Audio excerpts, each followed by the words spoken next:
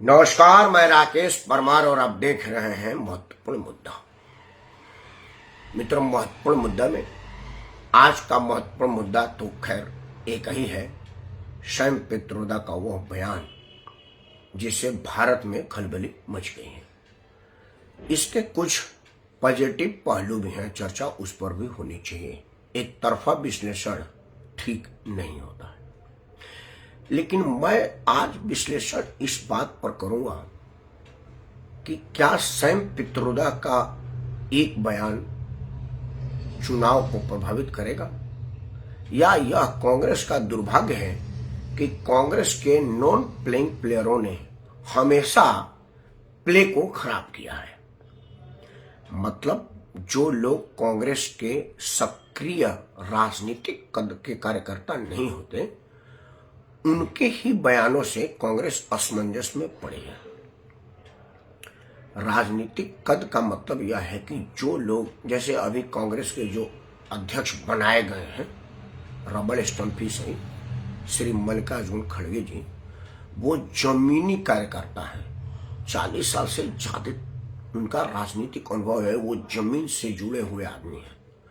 मेरा उनके राजनीतिक स्वभाव से, राजनीतिक विचार से लगाव अलगाव हो सकता है।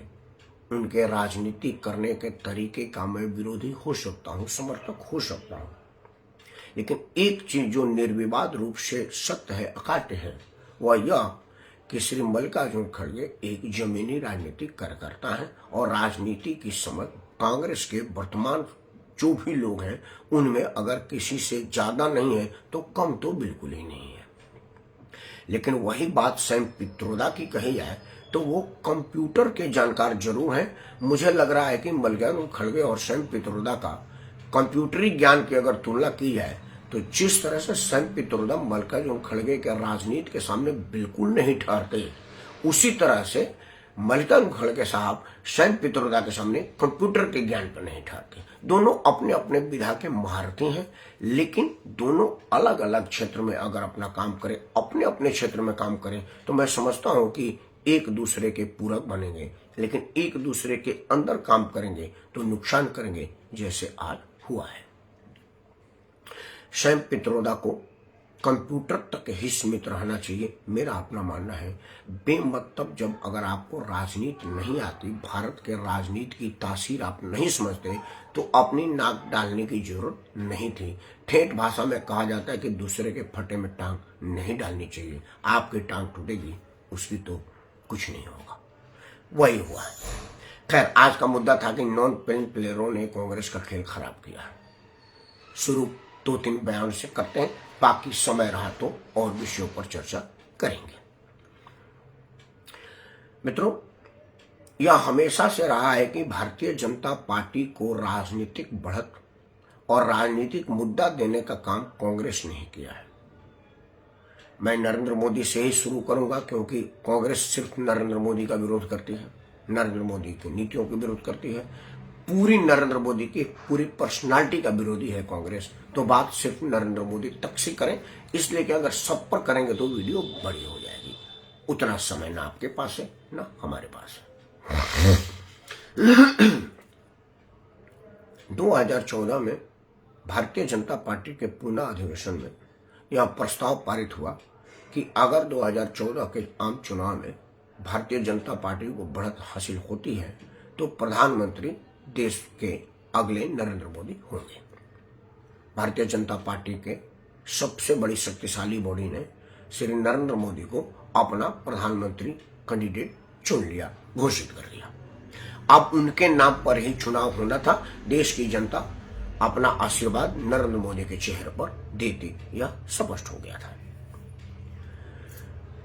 नरेंद्र मोदी अभी सोच ही रहे थे कि क्या मुद्दा लें, कौन सी ऐसी मुद्दा लेकर के जाएं।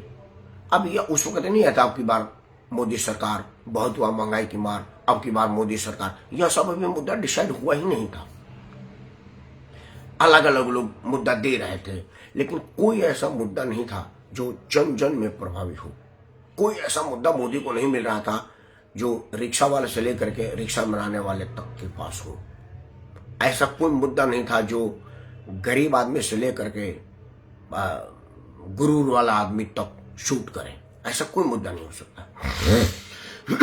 जैसे आज मुफ्त राशन है तो गरीब के लिए मुद्दा है, रतन टाटा इस पर क्यों वोट देंगे? रतन टाटा को तो मुफ्त में चाहिए नहीं, उनके पास तो ईश्वर के दिया हुआ सब है, लेकिन कोई ऐसा मुद्दा तो हो जो सबके पास हो। तो वो दिया कांग्रेस के नॉन पेलिंग प्लेयर मल्लिकार्जुन खड़गे के नहीं, मणिशंकर अय्यर। मणिशंकर अय्यर के विषय में आपको बता दें कि मणिशंकर अय्यर भारतीय प्रशासनिक सेवा का अधिकारी हैं, IAS ऑफिसर है, राजीव गांधी के करीबी माने जाते हैं। वो उनका नजदीकी कब हुआ यह अज्ञात नहीं है या मुझे मालूमात नहीं है, तो जो मालूमात नहीं है वो तिथि मैं नहीं बताऊंगा। लेकिन मल्लिकार्जुन खड़गे के बयानों में मणिशंकर अय्यर के बयानों में कई बार यह दर्शाया गया है कि मेरे मित्र तो राजीव गांधी थे, मैं तो राजीव गांधी की वजह से राजनीति में आया, तो मैं उन्हीं के बात को ऊपर रखता हूं, क्योंकि राजीव गांधी ने मेरे को नहीं बताया है कि मणिशंकर अय्यर को मैंने नहीं लाया है। तो अब वो है नहीं तो पूछेंगे कैसे? तो अभी मणिशंकर अय्यर है, उनके बात को ही मानते हैं। मणिशंकर IAS अफसर थे, राजनीति का कोई ज्ञान नहीं था, और IAS बनने से पहले वो मेधावी छात्र रहे होंगे। अगर गली की राजनीति में घूम घूम करके झंडा उठाए होंगे, दरी बिछाए होंगे, दीवार पर पोस्टर लगाए होंगे, तो IAS नहीं बन पाते, क्योंकि IAS की परीक्षा का कुछ अनुमान हमें भी है, क्योंकि मैं IAS नहीं बन पाया हूं। तो कितनी मेहनत रिक्वायर होती है यह तो मुझे जानकारी हो ही गया है। क्यों? क्योंकि मैं कितना मेहनत करता था यह मुझे याद है। तो मुझसे कई गुना ज्यादा मेहनत मणिशंकर अय्यर किए होंगे तभी IAS बने हैं, यह प्रमाणित हो चुका है। IAS बनने में उन्होंने कोई कोताही नहीं की, पूरे नंबर, पूरी मेहनत, पूरी ईमानदारी, पूरी लगन से पढ़ाई की, तब जाकर के IAS बने। मतलब IAS बनने के पहले तक उनको राजनीति की बहुत ज्यादा जमीनी ज्ञान नहीं हुई होगी, क्योंकि जमीनी भागीदारी उन्होंने नहीं किया होगा। और IAS बनने के बाद तो खुदा हो जाते हैं, भगवान हो जाते हैं। स्टील फ्रेम ऑफ इंडिया तो खैर सरदार पटेल ने कहा ही था, यही 21 तारीख को 21 अप्रैल को भारतीय प्रशासनिक डे था। पहली बार पहली बैच को संबोधित किया था सरदार पटेल ने, तो कहा था कि you are the steel frame of India, राज करो तुम, राजा हो आधुनिक भारत की। मतलब अब राजा के घर में राजा नहीं जन्मेगा, अब जो पढ़ेगा वो राजा बनेगा। और मणिशंकर अय्यर जैसे बहुत सारे लोग हैं जिन्होंने सरदार पटेल की बात मानी और आज तक राजसी ठाट बाट में रह रहे हैं। मणिशंकर अय्यर भी राजसी ठाट बाट में ही रहे होंगे, यह मैं बिल्कुल मानता हूं। कितना भी मणिशंकर करता है कि नहीं मैं जमीनी आदमी था, मैं जनता का सेवा करता था, मैं बड़ा बढ़िया कलेक्टर था, मैं मानूंगा नहीं। कलेक्टर वो बेशक बढ़िया रहे होंगे, लेकिन राजसी सोच, राजसी ठाट और गरीब आदमी के पसीने से दूर दूर तक कोई नाता नहीं तो उनको रहा ही होगा। मतलब जमीनी ज्ञान उनको जीरो, उनको राजनीतिक ज्ञान भी जीरो।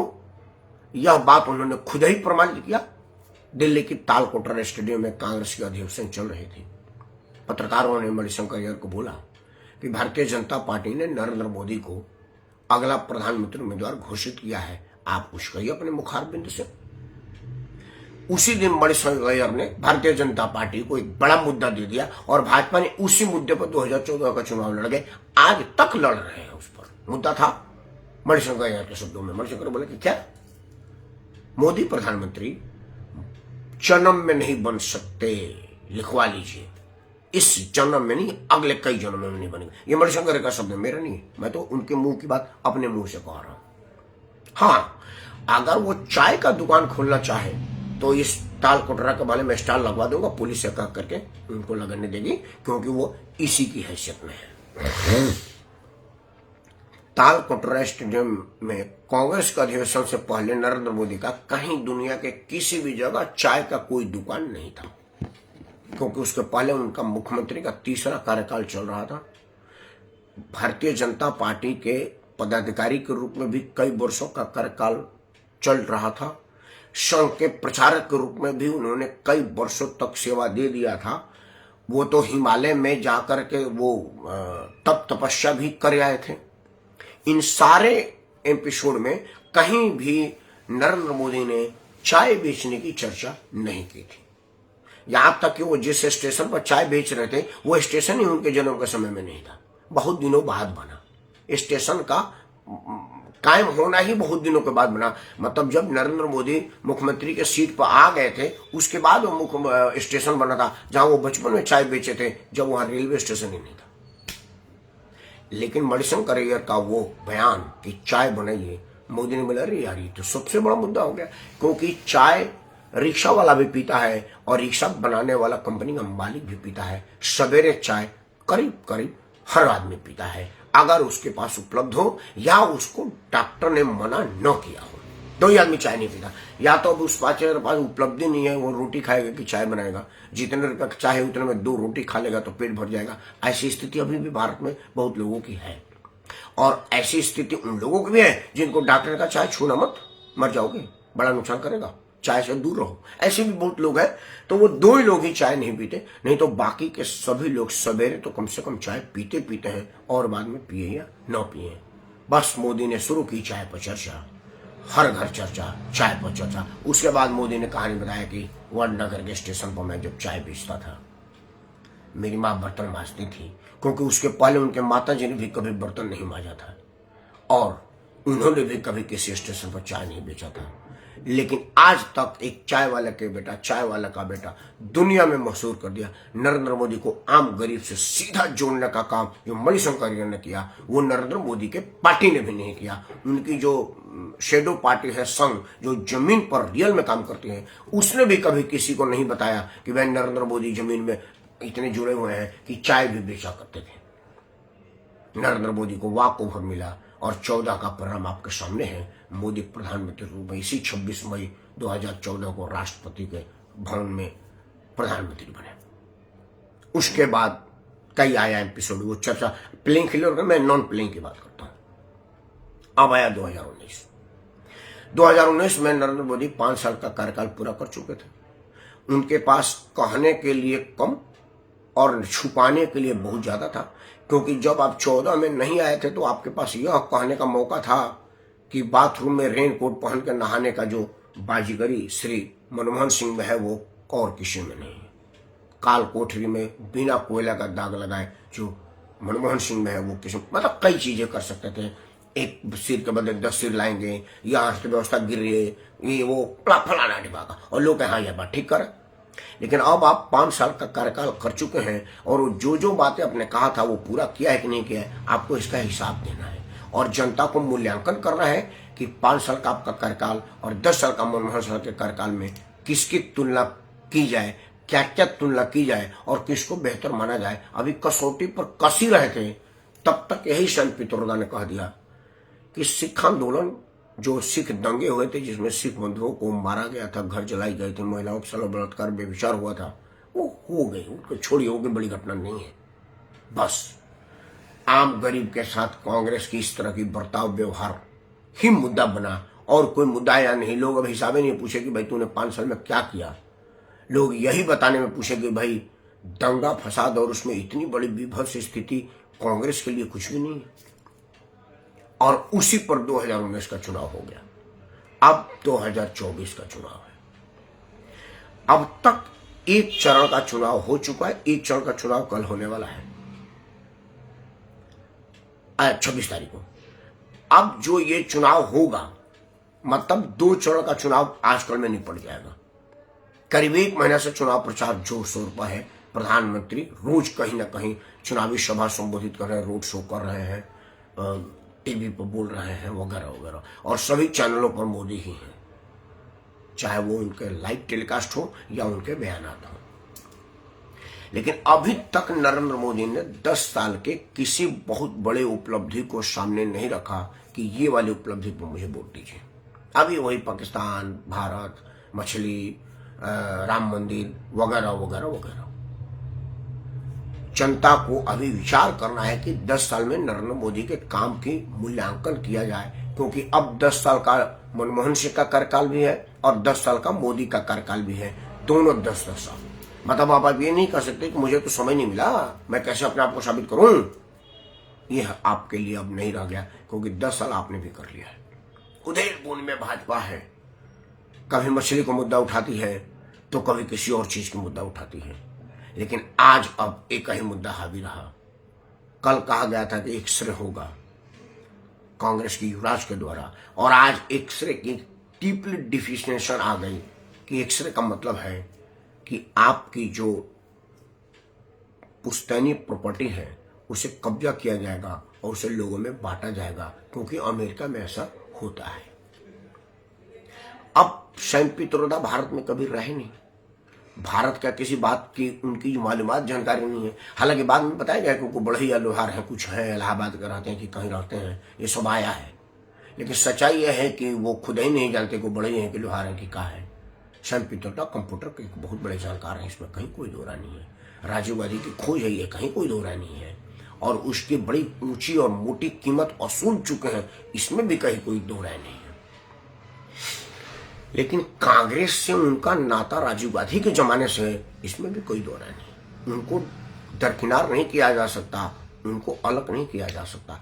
आज भी किसी ने नहीं कहा कि सैम पित्रोदा तो कांग्रेसी नहीं है। कौन है, who is Sam Pitroda? I have no idea, I don't know, ये किसी ने नहीं कहा। तो Sam Pitroda non playing player है, मतलब राजनीति की ज्ञान सूझबूझ और राजनीतिक काट छाट दाव पेचो नहीं जानते। वो अमेरिका में रहते हैं और अमेरिकी पृष्ठभूमि की बात भारत में बक गए। बोले वो अमेरिका से थे, लेकिन असर भारत में किया। भारत की मानसिकता को सैम पित्रोदा नहीं समझते। 2 मिनट में मैं आपको बता देता हूं। उसकी कहानी बताने के लिए एक घटना आपको याद कराऊंगा। मैं ओखला की कंपनी में मैनेजर था। मेरी कंपनी ने अमेरिका के एक लड़की को हायर किया था, नौकरी पे रखा था क्योंकि मैं जिस अमेरिकी कंपनी के लिए हम लोग काम करते थे, उस कंपनी ने अपने 2-3 कर्मचारी हमारे यहाँ रखे थे जो क्वालिटी की जांच करें, क्योंकि वहां पर शिपमेंट जाने में खुलने उलने और अपने मन माफिक क्वालिटी ना आने की वजह से उनके 4 लोग हमारे यहाँ काम करते थे। 2 लड़की थी। एक लड़की हम लोगों की बहुत अच्छी मित्र बन गई, जेन लॉरेन कुछ करके उसका नाम था। वो हमारे से ज्यादा बढ़िया हिंदी बोलती थी, इसलिए उससे कम्युनिकेशन आसान था। वो एक बात कहती थी हम लोगों को, जैसे चर्चा होता है, जैसे अब इतना बहुत डीपली दोस्ती थी उससे। तनख्वाह मिलता था तो मैं अपने काउंटर को बोलता था, सुनो इतनी माँ को भेज देना, ये इतना पिताजी के नाम का ड्राफ्ट बना देना। ये जैसे हमारे अकाउंटेंट आता था कि अब चूंकि हम लोग मैनेजर थे तो कंपनियों में स्टाफ ही ले आता है तनख्वाह का, ये सब लोग जानते हैं, मैं अलग से क्या कहूँ। तो चूंकि हम लोग मैनेजर के केबिन में ही वो अमेरिकी आके बैठ जाते थे, उनके पास कोई काम तो नहीं, 10 मिनट क्वालिटी देख ली तो कहाँ बैठ किससे गप्पे मारे, और हम मैनेजर थे, हमारे पास कोई काम ही नहीं था, या वाह नो नो यही तो करते हैं मैनेजर, तो हमारे यहाँ ज्यादातर बैठ जाती थी। तो वो सुनते रहते, बोले परमार ये तुम लोग घर पैसा किस लिए भेजते हो, क्या करते हो? तो हमने बोला कि भाई हमारी पारिवारिक संस्कार है कि हम अपने माता पिता के लिए पैसा भेजते हैं, माता पिता हमारे लिए रखते हैं। तो वो हमारी विषय में जानी फोटो में भी ये ज्वेलरी बड़ा हैवी है, कहाँ का है? मैं बोला ये मेरे दादी जी ने मेरे माता जी को दिया था, मेरी माता जी ने मेरी पत्नी को दिया, और मैं पिताजी अपने बहू को देगी जो अभी बेचा हुआ ही नहीं है। तो बोला मतलब ये ज्वेलरी आईजीटी कैसी रहेगी? बोला हाँ, क्योंकि जो मेरी पत्नी के पास आज भी ज्वेलरी है ना, वो दादी जी के जमाने का, और वो डिजाइन भी वही है। हम लोग डर के मारे उसको रीबिल्ड नहीं करवा रहे हैं कि सोना सोना चुरा लेगा, और वो जो हेरिटेज है, वो जो डिजाइन है वो आज मिलेगा नहीं, और वो जो उसमें उसकी जो ओरिजिनलिटी है उसमें हमारे परिवार का संस्कार है। तो उसने बोला मतलब इसका यूज तुम्हारे खानदान में किसी ने 3 पुस्तों से ऐसे घूम रहा है? मतलब जी है, बक्सर झेलता है, शादी ब्याह में 2 दिन 1 दिन किसी दिन औरतें पहनती हैं, झेलता है। तो उसने कहा कि हम जानते हो क्या करते हैं, 11 महीना नौकरी करते हैं और 12वें महीने उस पैसे को पूरी दुनिया में घूम के खर्च कर देते हैं, और यही हमारे बाप ने किया, यही हमारे बेटा भी करेगा। मतलब हम कमाते हैं और उसको खर्च करते हैं, जीवन ऐसे पूरी जनरेशन की गुजरती है, और तुम लोगों का जीवन बचाने में गुजर, तुम्हारे दादा ने तुम्हारे पिताजी के लिए बचाया, तुम्हारे पिताजी तुम्हारे लिए बचाया, तुम अपने बच्चों के लिए बचाओ। मतलब पैसा बैंक खा रहा है, बक्सा खा रहा है, और तुम भूखे मर रहे हो। तो यह हमारा कल्चर है, यह अमेरिका का कल्चर नहीं है। अब मेरी दादी ने अपना पेट काट करके जो ज्वेलरी रखी थी कि मेरी नतिन पुतोह पहनेगी, अगर उसको राहुल गांधी लेके जाएंगे तो मेरी दादी की बद्दुआ किसको लगेगी? राहुल को लगेगी। सैम पित्रोदा को कुछ पता नहीं है। यह सैम पित्रोदा अगर भारत के संस्कार से अवगत होते, भारत के कल्चर से वाकिफ होते, तो कहीं नहीं पाते। जैसे मल्लिकार्जुन खड़गे नहीं बोल सकते थे, क्योंकि वो भारत संस्कार है और राजनीतिक रूप से चपल खिलाड़ी हैं, अनुभवी खिलाड़ी हैं। उनको पता है कि क्या बोलने का असर होता है, क्या न बोलने का असर होता है, राजनीति में क्या बोला जाना चाहिए, क्या ना बोलना चाहिए। चूंकि वो प्लेइंग प्लेयर हैं और सेंट पित्रोदा नॉन प्लेइंग प्लेयर है और कांग्रेस का नुकसान नॉन प्लेइंग प्लेयर ही करते आए हैं, यह दूसरी कड़ी है। तो अब 2024 में जो 10 साल के कार्यकाल का मूल्यांकन होता, अब आज दिन भर से बंद है। दिन भर से बस इनहेरिटेंस टैक्स पर ही चर्चा हो रहा है। मंगलसूत्र गिरवी रखा जाएगा, फलाना चीज गिरवी रखा जाएगा। और नरेंद्र मोदी की एक खासियत और भी है, नॉन प्लेइंग प्लेयरों के मुद्दा को सबसे पहले उठाते हैं और उसी को मुद्दा बना देते हैं, और दूसरा अपने ओपोनेंट को अपने पिच पर खिलाते हैं। यह सबसे बड़ी नरेंद्र मोदी में खासियत रही है। मैं आपको 2-3 उदाहरण दे दूंगा तो आप इस बात को मान जाएंगे। पश्चिम बंगाल के मुख्यमंत्री ममता बनर्जी घोर हिंदू विरोधी हैं। टोपी लगा करके नमाज करती हैं, लोगों को खुदा की सौगंध दिलाते हैं। लेकिन मोदी ने उनको इतना मजबूर कर दिया कि पिछले बार उनको दुर्गा सप्तशती पाठ करना पड़ा, वो बेशक उनको पाठ करने न आ रहा हो।